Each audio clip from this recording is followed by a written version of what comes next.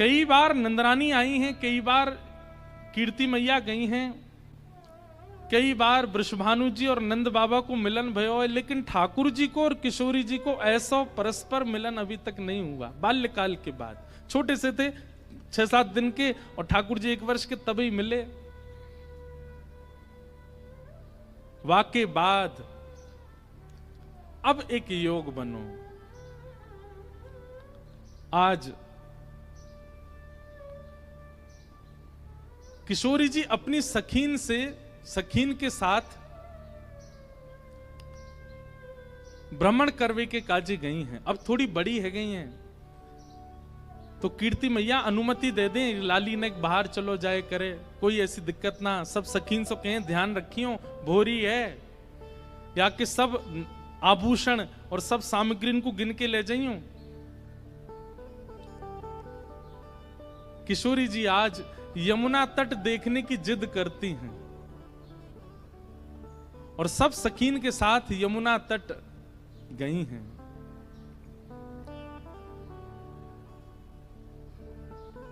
यमुना जी की अविरल धारा देख करके किशोरी जी तो वहीं बैठ गई और सब सखीन से बोली, आज यहीं कछु पामेंगी, यहीं कछु भोजन करेंगी, जाओ वन में से कछु फल ले आओ, वन में से कछु पुष्प ले आओ, एक दूसरे को श्रृंगार करेंगी और यहीं फल को सेवन करेंगी।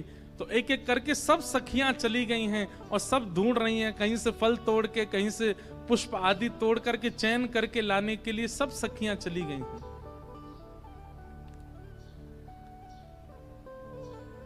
इतने में ही यमुना जी के उस पार नंद भवन है और नंद भवन से श्री ठाकुर जी खेलने के लिए आ रहे हैं यमुना तट पर।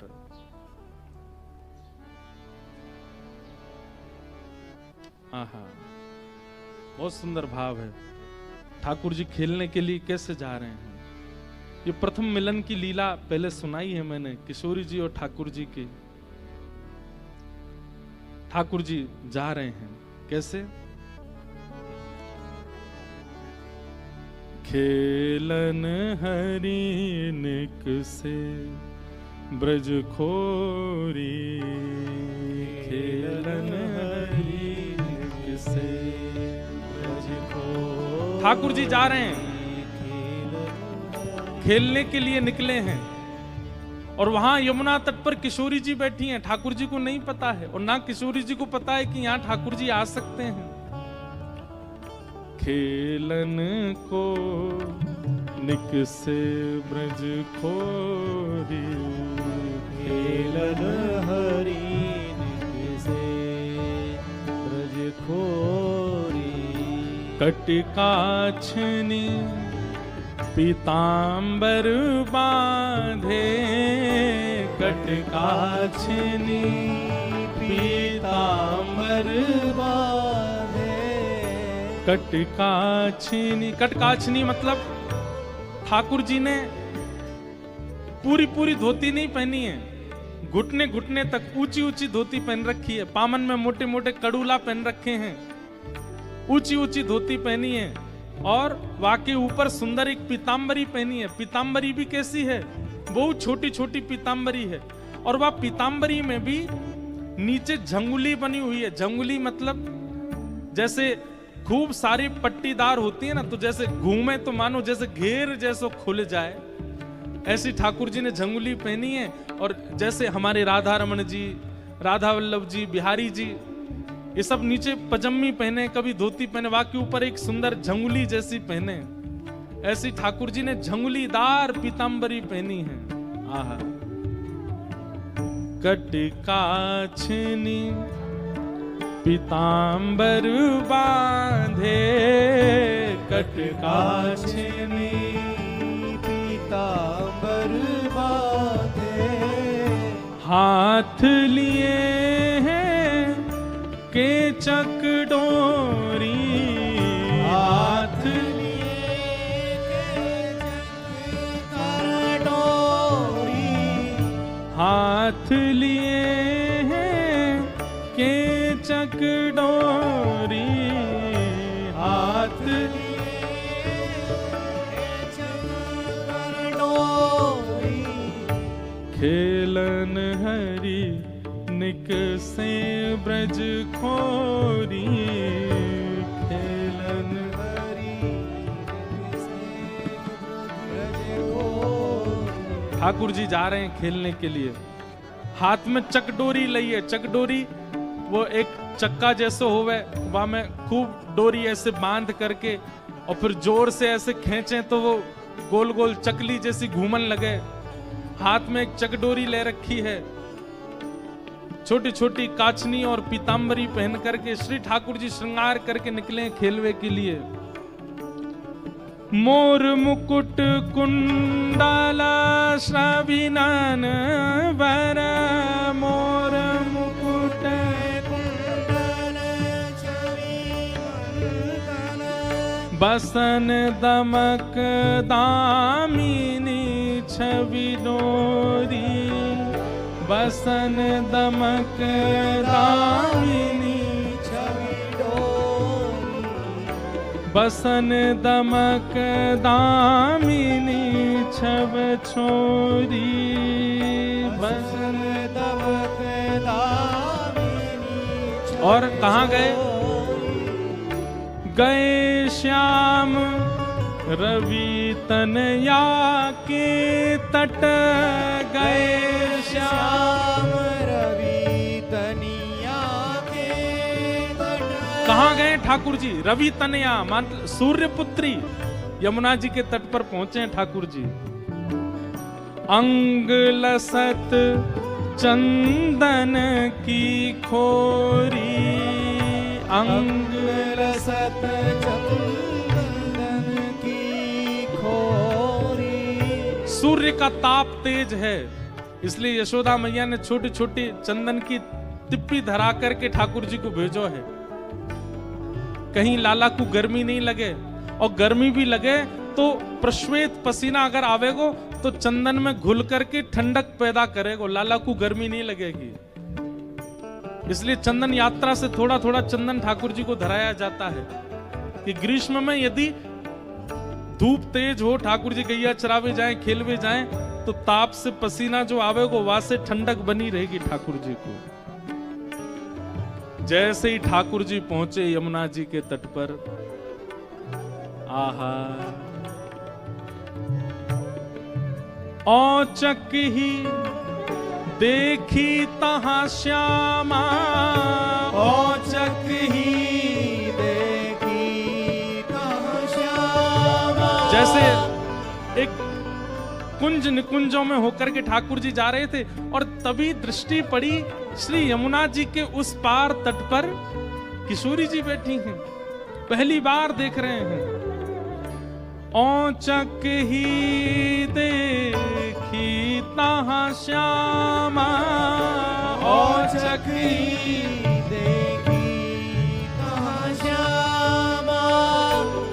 नैन विशाल भाल देरोरी, नैन विशाल भाल देरोरी। बड़े बड़े नेत्र हैं, रोली को तिलक लगा रखो है, माथे पे बिंदी लगा रखी है। ठाकुर जी तो देख करके ऐसे मचल गए, अरे जी कौन बैठो यहाँ पे? आहा सूर श्याम देखत ही रीझे, सूर श्याम देखत ही रीझे। सूर श्याम देखत ही रीझे, सूर श्याम देखत ही रीझे। नैन नैन मिली परी ठगोरी, नैन नैन मिली परी ठगोरी। हाँ खेलन हरि निक से ब्रज खोरी, खेलन हरि निक से ब्रज खोरी। ओ खेलन हरि निक से ब्रज खोरी, खेलन हरि निक से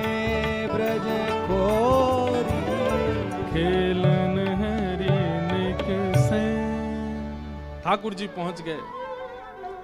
जैसे यमुना जी के तट पर पहुंचे,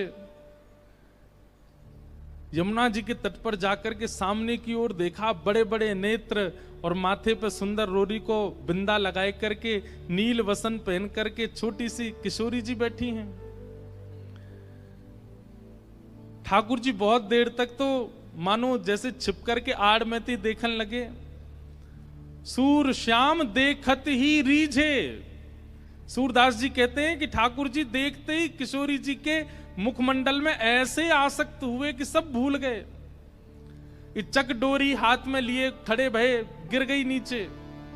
और जो भी ठाकुर जी बड़े अदा में निकले ना, बड़े सज धज के निकले, बहुत स्वरूप साज सज्जा सब धारण करके निकले, बड़े कॉन्शियस रहे अपने स्वरूप के प्रति। लेकिन किशोरी जी को देख करके सब भूल भाल गए ठाकुर जी। आहा, किशोरी जी को देखा और देखते ही ठाकुर जी सोचने लगे, बोले अरे भैया मैं जाए के पूछूं तो सही जी कौन है, और जी कहां ते आई हैं, कहां इनको गांव है, कहां इनको नाम है, कैसे आई हैं पूछूं तो।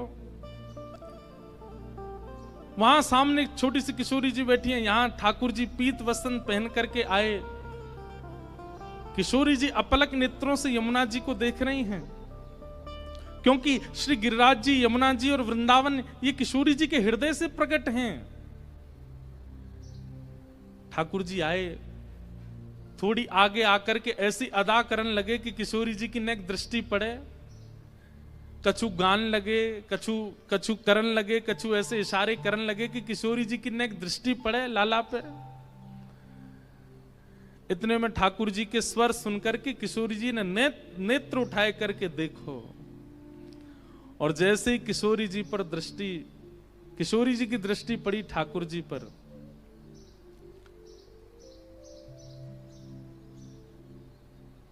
बूझत श्याम कौन तू गोरी, बूझत श्याम कौन तू गोरी। पूछ रहे हैं ठाकुर जी, पूछ रहे हैं अरे गोरी तुम कौन हो,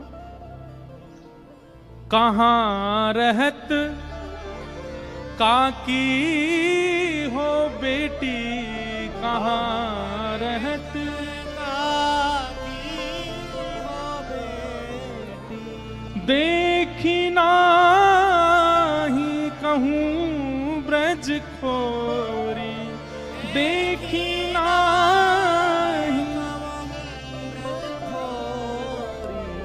आप कहां रहती हो, आपके पिताजी कौन है, और मैंने पहले तो आपको कभी देखो नहीं यहां पे, इतने बरस मोह यहां रहते भय है गए। तो किशोरी जी बोली हां देखे हुए में लग रहे हो कि 50 साल के तो होंगे तुम। नेक्सी से हैं, और नेक्सी सी किशोरी जी तो पूछ रहे हैं कि मैं इतने सालन ते आ रहा हूं, मैंने तो आपको देखो नहीं। कहां रहत, आपको घर कहां है, और आपके पिताजी कौन है।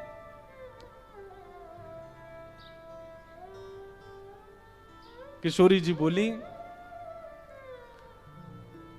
अरे हम वृषभानु जी की लाली हैं, और बरसानो हमारो घर है, वहीं रंग महल में हम रहमे, और यहां हमारो खेलवे को कोई प्रयोजन नहीं है।